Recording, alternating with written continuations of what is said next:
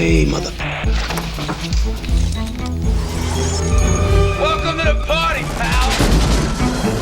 Welcome to another edition of Yippee-Ki-Yay Mother Podcast. I'm Ralph Quattrucci. I'm Sean Paul Murphy. I'm Debbie Murphy. I'm Michelle Wojciechowski. I'm Brad Barowie. I'm John Quattrucci. And I'm Drew Gould. John, you're such an actor. I mentioned cold. Look at you. Ring the bell. Scene. All right, everybody. How's everybody's week? Oh, my God.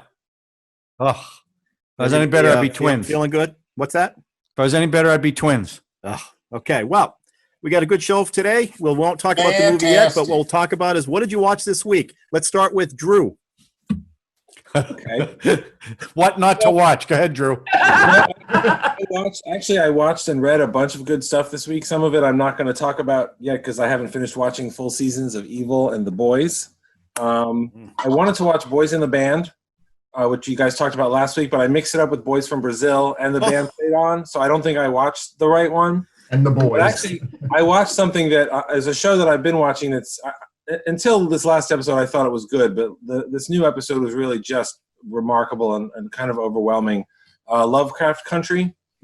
Heard so much about that. Yeah, it's the second HBO series in a year that the story pivots on the 1921 Tulsa massacre. Oh, wow. And in Watchmen, that is a sort of triggering event for the way that the story goes and the shape of the families of the people affected by it. In Lovecraft Country, this episode called Rewind 1921, it's the penultimate episode, so you know it's HBO. It may be more exciting than the finale episode. The main characters actually go back in time to Tulsa in 1921 because they need to retrieve something, but they also know that's when their entire family dies. And it was just incredible stuff. It's a classic sort of structure of their episodes, which is a little too much exposition and a little too much place setting. It's not bad, it's not boring, but you're kind of like, okay, I get this, and why are we having so many conversations explaining things? And then it just rips your heart out. And it was really, really incredible. So I really like the book. By this point, the series is quite different than the book, and it is also very good. So that's what really got me. Lovecraft, season 1, episode 9. Rewind 1921 really just kind of blew me away. Is that, and you said, is that the last one, or is there 10? There's one left. There's okay. 10. So it's 10 episodes. Yep. Oh, good. Wojo, Brad. We watched a lot of things, but I'm going to mention two because I'm going to do it really fast. Linda and the Mockingbirds, we watched a documentary that's coming out. I don't care. Obviously. That's hitting on the 20th. And it's about Linda Ronstadt and a trip that she took in 2019 with a group of kids, and I can't say it in Spanish, but it means the Mockingbirds. And it's a group of kids that she has been a patron to their cultural center, and they've learned all these, true Mexican culture. And even though they are Mexican Americans, a lot of them haven't been to Mexico ever. So they went, it's great. It's really good. Okay, but then the other thing we watched was The Invisible Man, the new one. And I'm always apprehensive about watching newer horror movies because sometimes I just don't care for them as much, or suspense movies. I wouldn't call this horror, I guess thriller, suspense. Yeah. It was phenomenal. It was really, really good. Like we both were. Even at the end, when you can watch it all and it's been suspenseful and then the end is really good. And Elizabeth Moss she knocks it out of the park. It was really well done. So yeah, they did a great job updating that idea with this one. Because there's been Hollow Man came out a few years ago with Kevin Bacon. And they twisted. Man. What's that? Memoirs of an Invisible Man with Chevy Chase. Oh, that's the Chevy Chase one, right?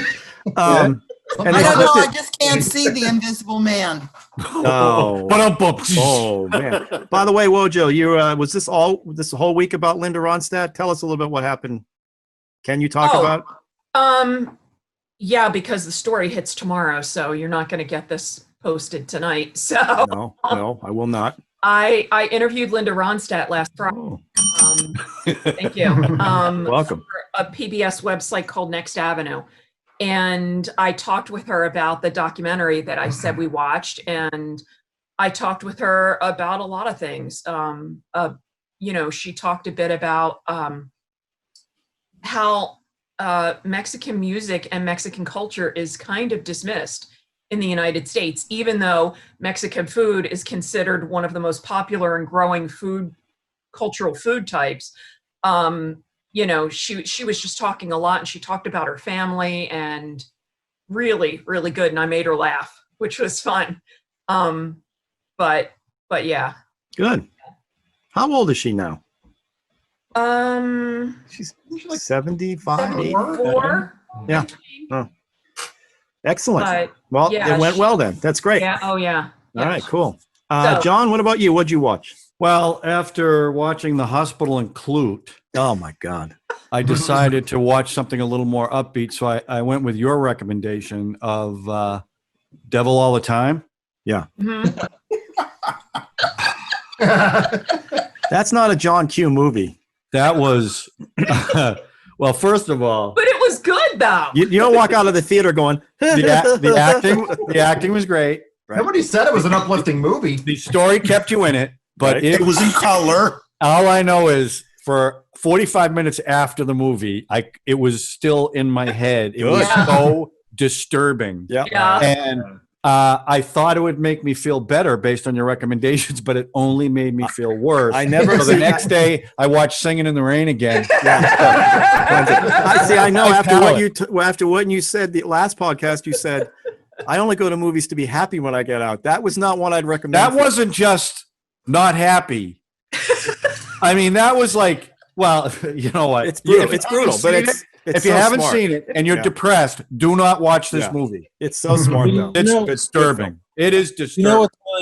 You know what's really funny? I was mentioned earlier in the podcast. The Invisible Man. That's a laugh a minute. That's a really lighthearted Yeah. comedy about abusive marriage. And Well, that's why he brought up Chevy Chase's version. Don't watch it, John. Yeah. Don't watch Yeah, you Yeah, don't want to watch that one more either. disturbing than this one. I Yeah. mean, oh my God. All right. Well, but you watched it, and Well, I have to say the story kept me in it, but it was my wife and I watched it, and I didn't know. I only knew a little bit about it, and we were over. She's like, I can't believe this movie. I can't believe we watched this movie. Because she knows that's not my cup of tea. Yeah, but it was but good. I I tell thought you the what- performances were great. I Yeah. mean, Tom Holland was really good in that well, movie. Jason Clark, is that his name? Yeah, The guy yeah. playing the photographer? Yeah. That's They talking were about all evil. good. They were all, Yeah. but it was. I All still right. can't get it out of my head. Well, that's not. Is that a recommendation or not? If yeah, as long as you're in a good frame of mind. When Okay. All But right. I see where you're coming from with that, because years ago we watched Leaving Las Vegas with Nicolas Cage. Yeah.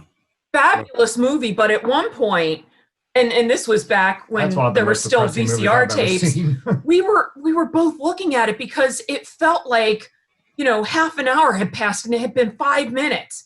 I mean, that's a movie. When we were done, when that movie was done, I turned to Brad. We were off that week, and I said, "You need to go get something funny for us to watch." Yeah. Well, that movie you walk out feeling hungover, based on everything he does, and It was just exhausting. It was Yeah. exhausting. He came home with Beavis and Butthead to America, so that's what yeah. Yeah, I guess I understand. That is a feel-good movie. absurd, All right, well, happy Sean and Debbie. Happy this week. What'd you watch? Yeah, well, we watched, we binge watched American Playboy on Prime. What is that? The Life of Hugh Hefner. Yeah. Oh, that's uplifting. I watch it. It's so good. Really? Yeah, well, it was also helped produced by Playboy, so Oh. you can imagine it's a little self-serving. Of course. I mean, Playboy gave us all of our civil rights, the sexual revolution. Yeah. They Liberating females. liberated Bravo. females. They didn't objectify them, and No. I was so glad that I was finally able to do it. But it was actually old home week for me because I used to work in advertising on the Playboy account. Oh, So it was kind of fun to look at the way they glorify. It's like Hugh Hefner didn't want to sleep with all those women, but someone had to embody the Playboy mystique. Oh, I He thought you had said to someone do had it. to do it. I thought you were going Had to to say do someone it. had to do it. I met a guy. Well, that's at one point. That's what he says. Yeah. Someone has to embody. Did you this. ever meet him? No, but I'll tell you what.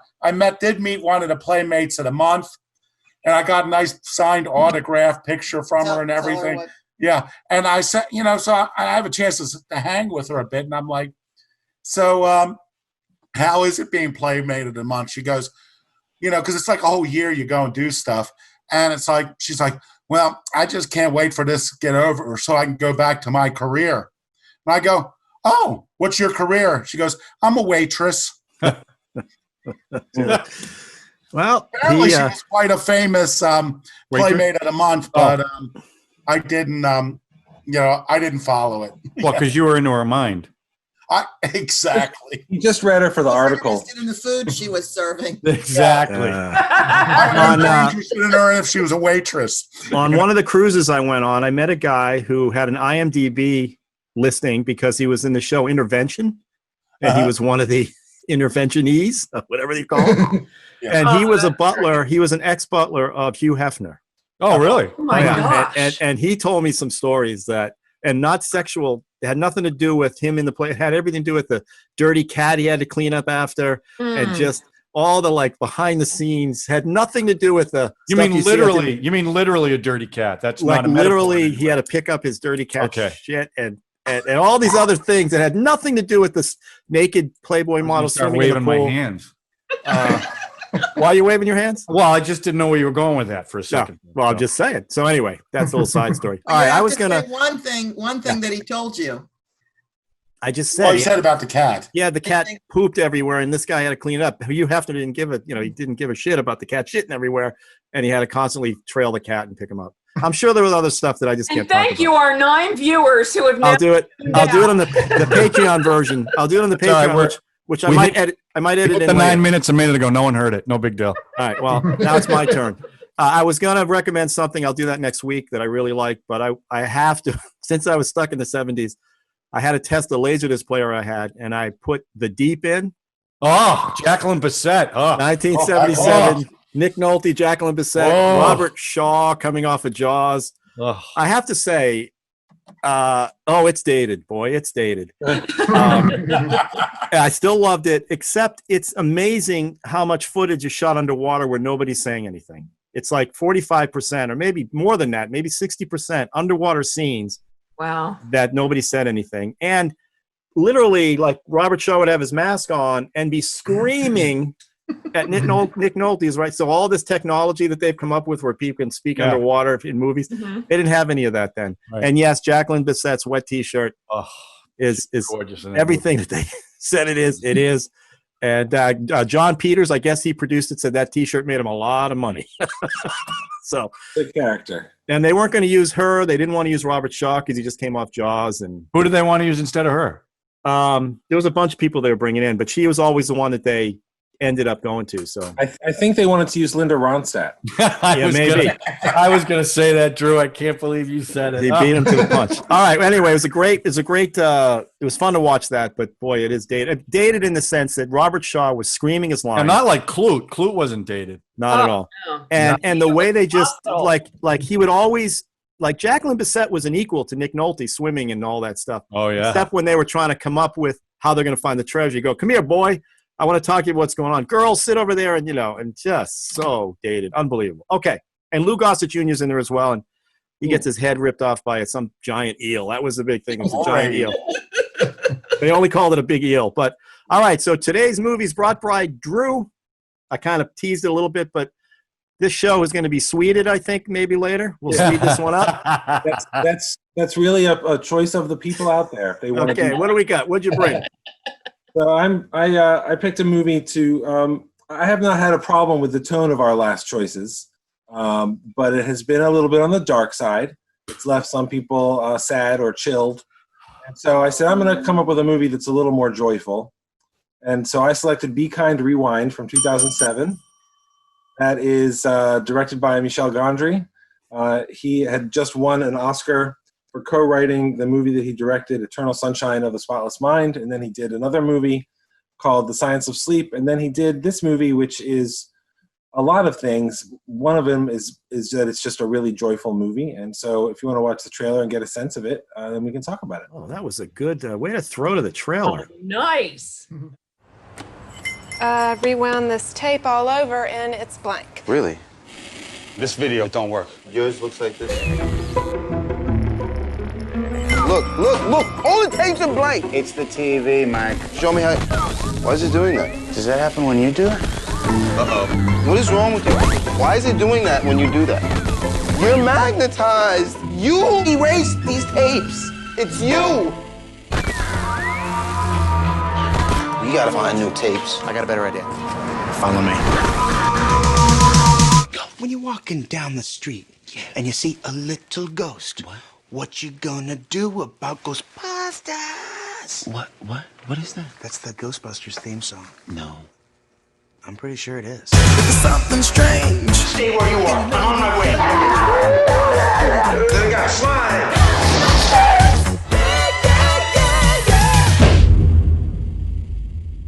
That wasn't bad. What else y'all got? I will shoot you, and I know robot karate. Nothing from nothing leaves nothing. These are not just simple remakes. What's happening to our hearts? Our version is better. Our version is only 20 minutes. You gotta have something. We're celebrities now. People recognize me in the street. Going for the kiss. Go now. Kiss him now. Why do I have to kiss Wilson? You have to keep her from blowing your head off. Amateurs. I'm trying to be your People want to see these movies. I have a warrant to destroy all your tapes. The FBI warning, it's at the beginning of the tape. But we erased that. I'm trying to be your house. Damn, they're good. They can shoot any style. You name it, we shoot it. Be kind, rewind, videos, a la carte. Nothing from nothing leaves nothing. To movies with heart and soul. Driving Miss Daisy. Okay! This is not the spot. Are you deaf? Knock it off! Don't you talk to me like that! Go like the wind, run. Run, Hokey.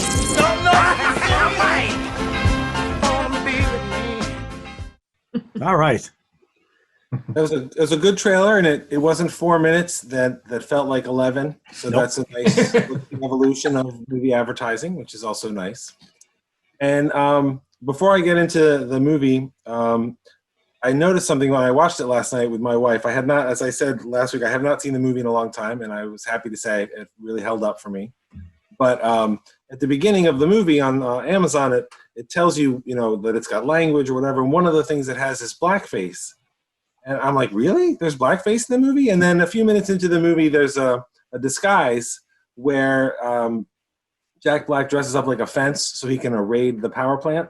And he has on what looks like blackface. And I was like, oh, that's not really blackface. That's ridiculous. So I wrote in my notes, that ridiculous fence disguise, not blackface, Amazon. Then, in all caps, I wrote, oh, never mind, Jack Black really does wear blackface 20 minutes before the end. So, yes, he did, in fact, wear blackface, but he also was clearly shamed, and the reaction was that is not appropriate, which I thought Well, and that scene, Danny Glover takes him outside, and you can see Danny Glover's having a conversation about why it's inappropriate. I mean, and that was what, 2000, when this movie came out, 2008? 2007. Yeah, 2007. Yeah. So, but Danny Glover's always been kind of, ahead of the curve in some of the, like Lethal Weapon. He was all over the South Africa stuff. Mm-hmm. Lethal Weapon too. So go ahead. I'm sorry. Well, I have a question about this, and it is a question I actually wondered about. Would you say Jack Black, not Jack, did he wear blackface or did his character? Well, his character wore blackface, but the actor wore blackface to portray the role. The real thing about that to me was that this movie is very childlike in its aesthetic, and Jack Black didn't wear blackface because he had something to say positively or negatively. He wore blackface because he spends the whole movie like a kid. Well, he thinks he's a great actor. And he wants to be the lead in every show. He wants to be right. He played Miss Daisy. Right.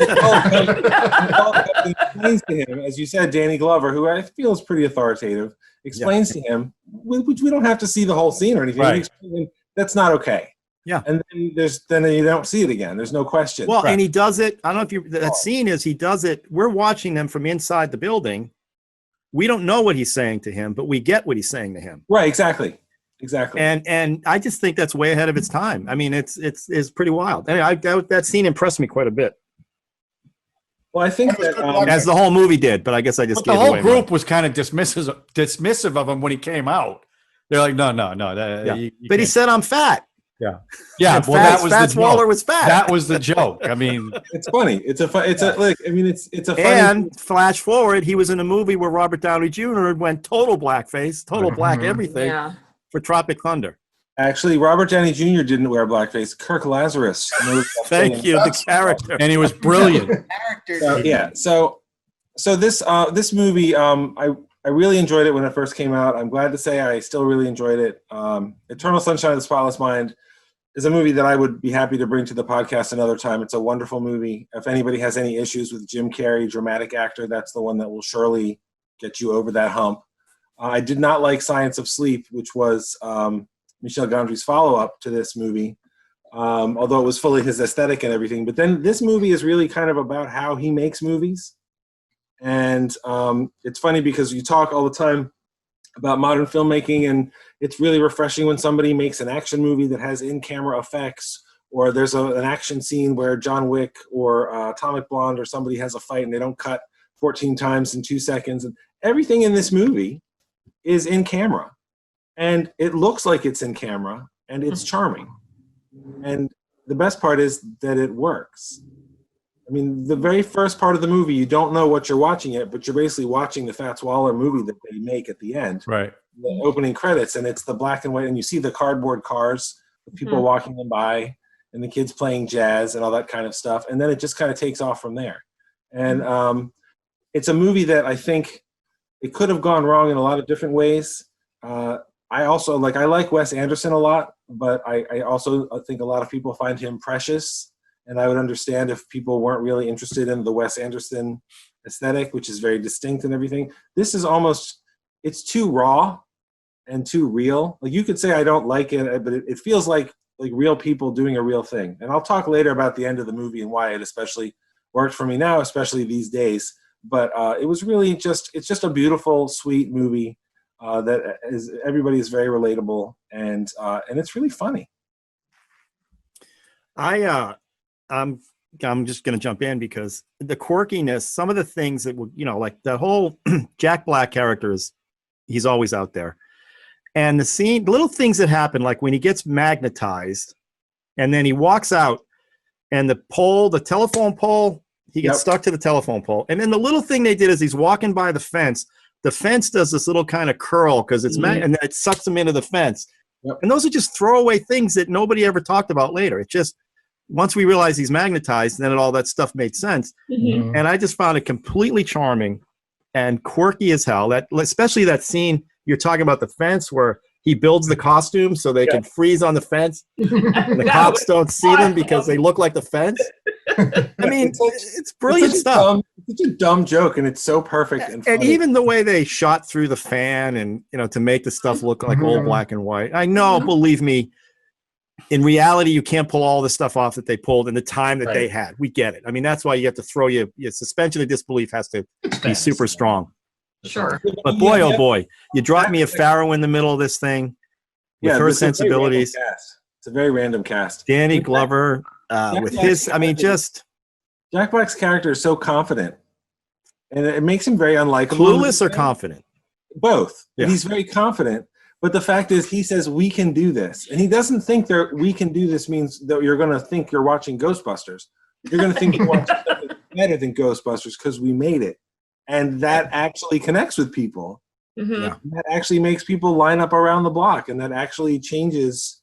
It doesn't change what ultimately happens to the store or anything, but it makes people's lives better in the story. And that's very sweet and human. And that's not really in style in a lot of modern movies, I think. Mm-hmm. Anybody else? We had watched this movie whenever it was released on whatever medium it was released on. I'm guessing it was DVD. And when we watched it back then, I thought it was okay. When we watched it this weekend, I loved it. So it's funny how different phases, different times in your life, you either like something more, or you like something less for no particular reason. But I couldn't stop laughing when he was going, like he had the Ghostbusters thing. He's going, and don't walk, here come the ghosts. And then when they had the garland on the end of the stuff to make, I mean, it was just, it reminded me of what would have happened in my neighborhood if we had video cameras when we were, teenagers. I mean, literally that's exactly, a friend of mine started writing a soap opera he started writing it in one of those marble composition books, and he used all the names of everyone that we hung around with. And that was, and people would pass this around. We had people who hated reading, who were reading Jim's update on, the soap opera. And it just reminded me of the kind of things that, because like you said, he is really childlike, and it is really funny. And it shows how, people just liked the stuff that was offbeat. They thought it was hilarious. I thought some of the stuff they were doing was hilarious. Well, it's obviously made by someone who loves movies, obviously. Yep. And those scenes when they do 2001, they got the guy spinning in the circle, and just the inventive things they came up with. Mm-hmm. And if you know anything about it, you're like, that's awesome what they're doing right there. And it's like the fan to make it look like old black and white stutter. It's just brilliant stuff. Mm-hmm. Mm-hmm. And, all those people, most of those people were extras. Most of those people that came in that were neighborhood people from the neighborhood who we used as extras to fill out the cast. And it was really quite nice. Mm-hmm. Sean, what did you think? Well, can I read? And Debbie, I'm sorry, Sean and Debbie. Yeah. What you want, Brad? Brad's just a. All right, always got to call out when I make a mistake. You always. That's do just that. a window. I mean, what? I what think I think together. That's sexist. That's what I think. I'm just a cardboard cutout for the movie. Yeah, that's not right.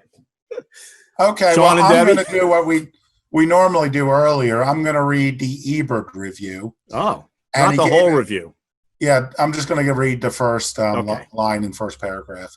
And he gave it 2.5 stars. What? Whimsy, noun, playfully quaint or fanciful behavior or humor. Michael Gondry's Be Kind, Rewind is whimsy with a capital W. No, it's whimsy in all caps. Make it all caps, italic, boldface. Oh, never mind. I'm getting too whimsical. Maybe Gondry does too. You'll have to decide for yourself. This is a movie that takes place in no possible world, which may be a shame, if not for the movie, then for possible worlds. And I got it. Well, I'll let Debbie go. Drew, I was really looking forward to watching this movie. I really said, man, Drew's got to come up with a great movie. And as we're watching it, here comes the butt. I was like, what?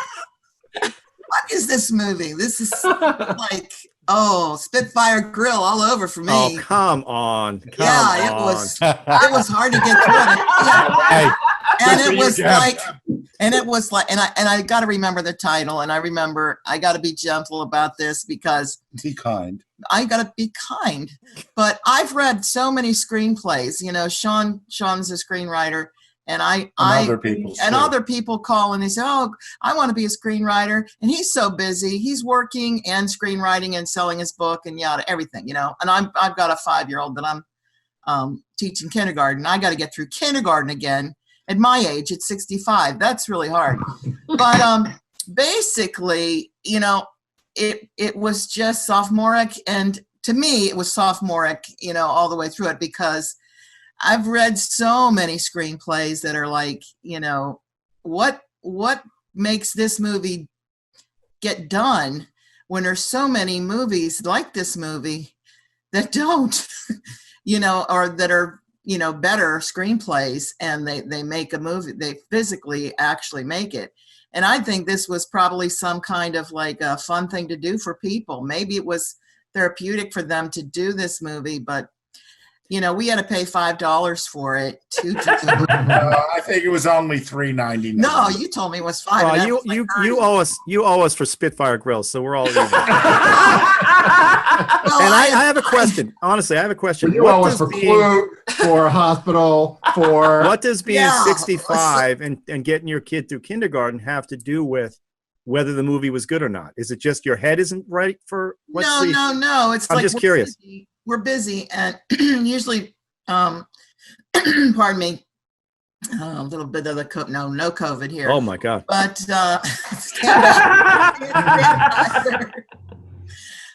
no, it's just it reminds me back in the 7th grade, guys would say, "Oh, I saw this great movie, and this guy got knocked off," and you know what I mean. It was just that enthusiasm, childlike thing. And I used to babysit and hear all that. They would tell you what movie they watched or anything, and it was just sort of, I don't know, to me, sophomoric. Are you saying you want to babysit Drew? I don't listen. I don't disagree with Ebert saying it was whimsical. It was definitely whimsical. But anyway, Sean, what are you? And then we'll get to John because John's been okay. So then we'll get to Brad. Then we'll get to John. Okay. Thank you, John. I'm sorry, Brad. I know it's your podcast. podcast. I liked this movie more at the time. I don't know why this one slipped by without me seeing it, because I like Michael Gondry. Oh, so you had never seen this? I'd never seen it. And to me, what bothered me was there was in my opinion, some dramatic changes of tone and style that bothered me a bit. That's true. In the sense, in the beginning, Jack Black was mainly a I keep wanting to say Jack White because he was just on Saturday Night Live. Jack Black was like a conspiracy theorist and this and that, and so concerned about the power plant. And then that essentially sets up the whole story. And then they just forget about it. Now he just wants to be an actor. And it's maybe I'm asking too much of it. But this is the oldest plot in Hollywood, saving the farm, put on a show to save the farm. And I have no problem with it, and I enjoyed some of the movie stuff. But it's I didn't think that the Mos Def character had this. I don't think it really showed that he had this tremendous need to do to be a filmmaker. I don't know. I just wanted more setup and consistency through the characters. It's interesting that you say that, because to me, Jack Black is not only this conspiracy theorist and that sets up getting magnetized and all these things that you said. He's also really annoying. And I would understand why people wouldn't want to spend time with him. And Mos Def really keeps to himself and all these other things. And these events, Jack Black doesn't talk about conspiracy stuff as much, because to me, I'm watching and he's being drawn into this larger world. He's being drawn into this community. And Mos Def can come out of his shell. Everything that Jack Black suggests they should do to save the store, it's ridiculous and stupid. But then they do it, and it actually kind of works. And Mos Def says to him at the beginning, "We can't do this because it's ridiculous and stupid." Then it works, and he's like, "Oh, wait a minute, we can do this." And the whole movie, to me, it rides on that wave. And if it doesn't connect with you, I'm sorry that. Yeah, it just. But I understand your reaction to it in that level. But to me, the idea that we forgot what he was into. There are movies that forget stuff. What was it? Was it the Batman with the Penguin, where Christopher Walken's character is going to make a power plant and suck all the power of Gotham City, and he has a model and everything, and then you never hear it again? That was okay. You forgot something in the movie. This was Jack Black kind of left behind what kept him isolated because they were doing something together, which is, again, that's not new. You're right. Put on a show to save the farm is an old story, but to me, this one, it was an old story well told, and that's why. Yeah. That's the key. And I'll tell you, I did one of the worst piece of craps ever. It wasn't really me, but wait, can I bell that one? I did for the company Pure Flicks. What is it? The character had these plots that he had to fulfill, and he had to save this girl's life. He had to take her into this dangerous town, and then he had to go out and get the doctor to bring her back to save the girl's life. But when it was rewritten by the director, he essentially forgot that. At the end of the movie, he doesn't save the girl. He doesn't find a doctor. Instead, he has different adventures that don't rely to anything that happened in the first act whatsoever. So, what's the term? Magical whims? What is the term about magical or magical realism? Magical realism. Doesn't that throw everything out the window? You can do the power plant to get them magnetized. Okay, we don't need that anymore. We're done. Anyway. Well, no. Usually in magical realism, it's somebody wants something, and their desire to make it so will make magical things happen. Like Jack Black. No, he didn't desire to make movies. It would have been different if he was saying, "I really want to be a movie star. I'd be a great actor." And then the magical realism is this weird thing happens that allows him, that forces him. Well, I think he desired human contact. I think that he desired to save the thrift store, record store. And I'm not. And here's the thing: it isn't that I didn't check. All right. Well, okay. It isn't that I didn't like the movie. It's just that it didn't really hit me hard enough. You know, I wish I could hate it because I love when I hate a movie because that helps the podcast. Right. I really want to know what Brad thinks. Okay. Well, if you just a kind of a side note, if you want to watch something where they bring up something and then it means nothing in the end, watch Lost. Oh yeah. 6 years. Don't even bring that up. That's a very 6 short years of that kind of crap. We were so mad. I had a lost party and we were talking about it for an hour afterwards. It's distracting you. I've never seen Lost. It's not purgatory. It's not. Trust us. Yeah. Oh, yeah. After the first season, Anyway. it's not. They're not in purgatory. They're not in purgatory. They're Liars. And the last, like. All right. No Lost. Hey, I just want to build on that a little bit. Did you see The Leftovers? Yeah. You know, by the same people. Every season of it was like completely different. And I thought the end episode was nice, but it didn't explain anything. No, it was glorious. Shocking after Lost. And it was the ending glorious. only worked if you forgot like half the stuff. Years of my life gone. And it's an amazing series. Exactly. Yeah, I get it. It's frustrating, but oh my God, it was so good. All right, Brad. I loved it. I hated it. I'm about to switch to John. You better hurry. Oh, I'm good. I'm talking. Let me talk. So Debbie, I kind of get where you're coming from, Debbie. I mean, I see why. I mean, I can see why some people would think that it's kind of a childish, kind of silly, stupid movie. Says the guy who's wearing. Yes. I am serious, and don't call me Shirley. Yeah. But I think that's kind of what they were going for. I mean, I don't think there was any Oscar-winning performances in this movie. I don't expect it to be. It was just a fun, silly movie. I think that it was like Michelle said, I think it's kind of like you think of your kid, growing up in your neighborhood, you have a kid with a camera. I'd expect them to be doing this kind of stuff. When cameras are first coming out, the video cameras. But I mean, I enjoyed it. I thought it was just it was a nice break from reality, from flute, from just a nice, silly. But it was enjoyable. I mean, just watching them make the movies, it was just hilarious. I mean, that was my favorite part of the movie. Was them. Well, did you watch the credits? Yeah. There was a whole website you could go see all the movies.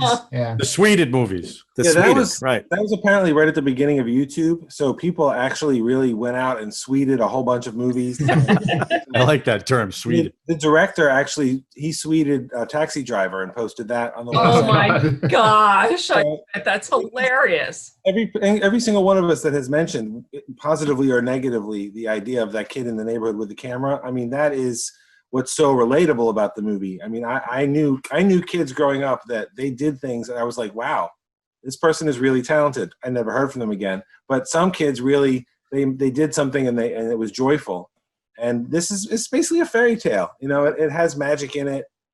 It has lots of elements of other movies that you've seen, the Goonies and other stuff.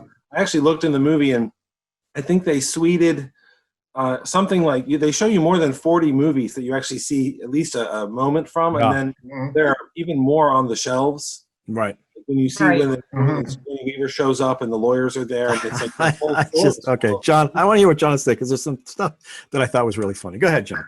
Well, let me start by saying what I liked about this movie was it was the first one in a while I didn't weep uncontrollably after it was over.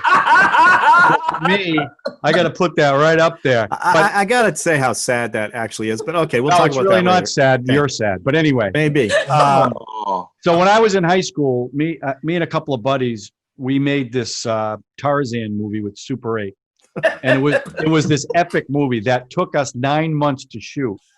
So the hair length is different, but we had props and all this stuff. So the whole time I'm watching, I was thinking about that.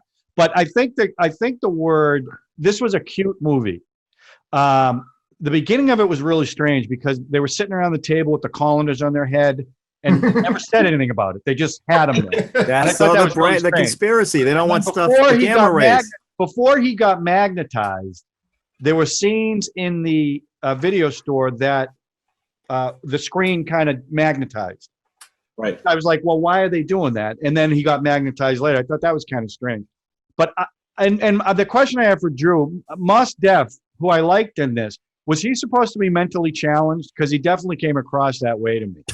He came across as slow. No, he did. He came across as like slow. I don't think that anybody in this movie is supposed to actually be disabled, but I think they are supposed to read as childlike. And Jack Black and Mos Def's characters are two kids doing silly things, and the adults in the movie have their own opinions of them. Like Mia Farrow and Danny Glover are not delighted that this is going on in their neighborhood because they're basically acting like kids. So I think I read it the way that what you saw, and I read that as basically they're the children. Yeah. Because he definitely played it that way. I mean, Jack Black didn't quite play it that way. He played it more obnoxious, but Mos Def played it like so innocent, you know? Yeah. And where Danny Glover was kind of the father figure for him. But I was just wondering about that. I thought it was a really cute movie. I didn't find it like I didn't find it real funny. In fact, the two scenes I laughed the most was like when they had the camo outfit on. I didn't know what the payoff was going to be for that when Jack Black had all the stuff on his face.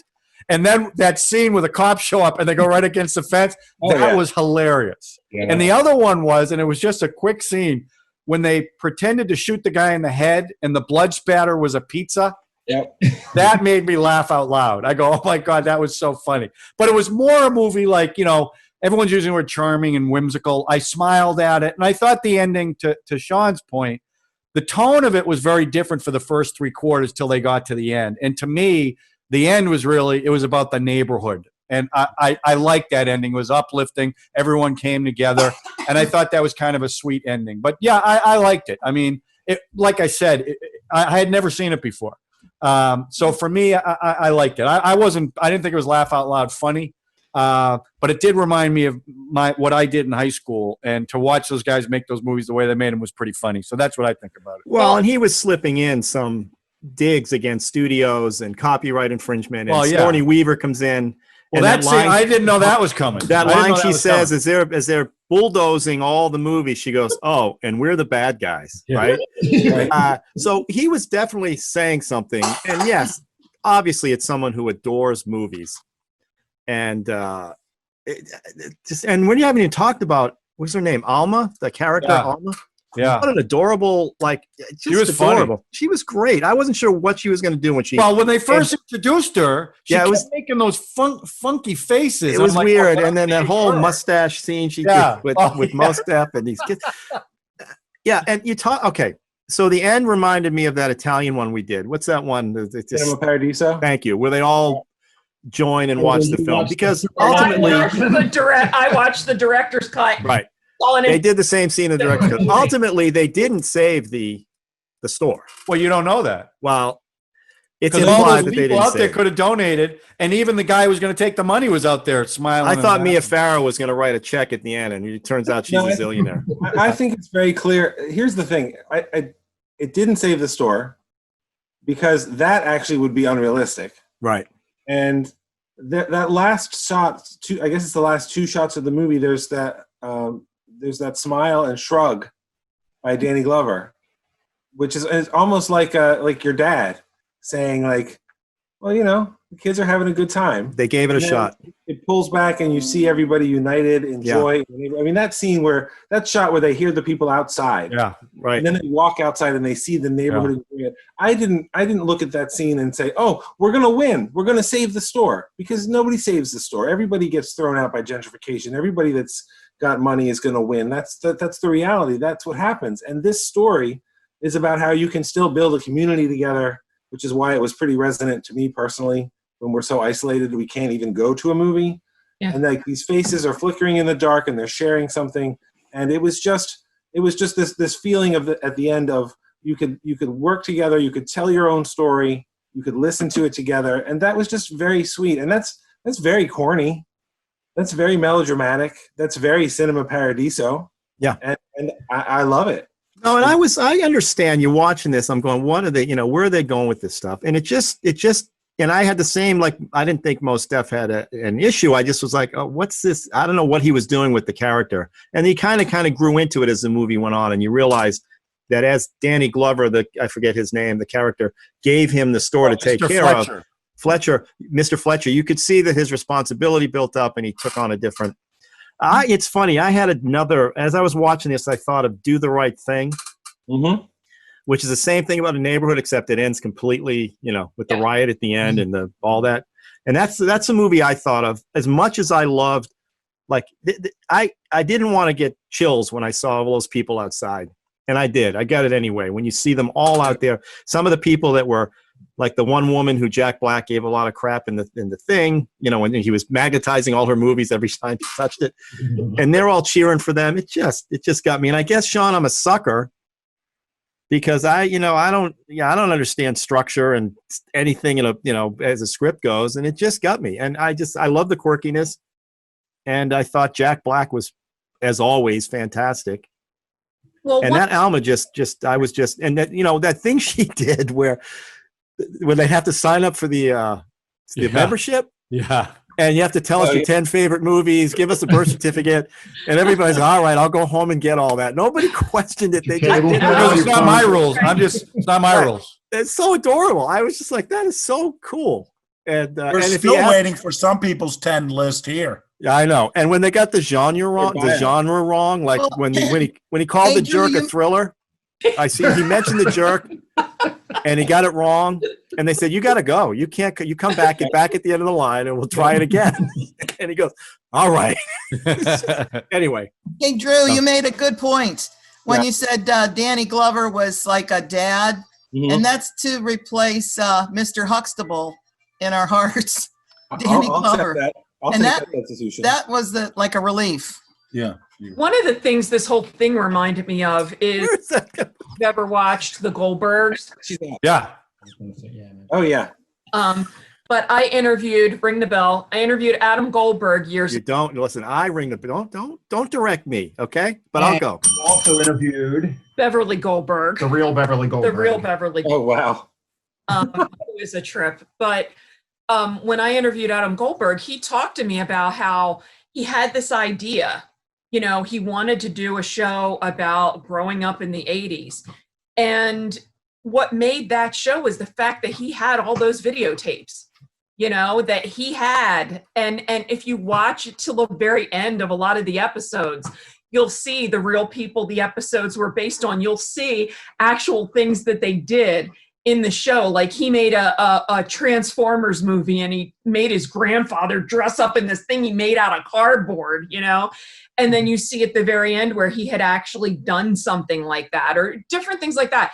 And that's where, obviously Jack Black and Mos Def's characters are older doing this, but it just reminded me of, hey kids, let's put on a show. Like Ralph said, Well, and how everybody got involved.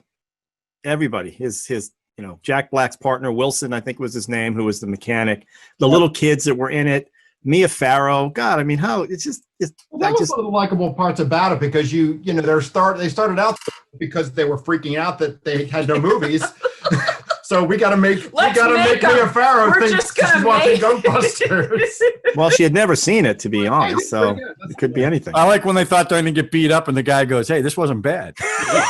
Puts it on the counter. They're all hiding. We could see you through the window. So, well, there you go. I thought that was a good choice. Yeah. Shall we rate? Oh, yeah. Let's start with Sean and Debbie. Let's get it out of the way. There we go. Yippee-Ki-Yay, Wow. Yippee-Ki-Yay. Wow. Okay. Brad and Wojo. Yippee-Ki-Yay. Yippee-Ki-Yay. John. Yippee-Ki-Yay. Drew. Made me smile. Yippee-Ki-Yay, of course. Yeah. I say Yippee-Ki-Yay as well. Yeah. I thought it was cute. It's not, like you said, it's not Oscar worthy, but certainly made by people who love movies. It's no Porky's. Let's just go with that. I was originally going to bring a different movie, which I'll bring later, which is all about the exploitation, rape, and genocide of Native American women in this country. Oh, wow. That sounds, we'll do that on Easter. Drew, let me know when that one is so I can be away. We'll do that Easter week. That'll be Easter week. And Sigourney Weaver, how has she become like the expert on like if you watch Cabin in the Woods, she comes in at the end as the main protagonist. I think the movie Paul about the aliens that Edgar Wright directed. I think she comes in that one too. How has she become? It's amazing. She's always the expert at the end of these. She's the grande dame of science fiction. She really is. She's become. Yeah, that's pretty cool. So that was pretty cool. All right, nice job. Now next week, a little special. We're gonna do something a little different. We're gonna bring our favorite quirky horror movie, I guess. I'm looking at these; they're all horror, right? Mostly. Quirky, not first run, not the typical Halloween or Exorcist, but something a little offbeat. We're each going to bring that. So I just need you guys to send me. You've given me the names. I just need. If you haven't given me names, I need them by Monday. Okay. Is this? Are we bringing podcast? Put us off YouTube into the podcast? Are we what? Show like 5 seconds of each of one. a clip. Hey, you can show a longer clip. You just have to have no audio. Yeah, if we don't have any audio, we can do anything. You show something while we talk about it. Yeah, the analytics don't catch it if you don't. Why don't we dub in the audio? We'll do that. You want to Swede? You want to Swede your movie? Yeah, we'll Swede these up. Actually, Swede it up. That would be so funny. My movie is a Polish horror musical. So that'd be awesome, Drew. I want to hear you do that. Drew, I said quirky. See what I can do. All right, well, that'll be next week. So that's our Halloween special. Can you believe we have an actual Why'd you do special? quote fingers? Wait, you do this? Why are you being an ass? Okay, how's that? That was a tick. A-hole. I hate that. Yeah, you could tell you guys Halloween. are good brothers, huh? What was that, Debbie? You could tell you guys are good brothers. We are good brothers. We're brothers. We're brothers. Oh yeah.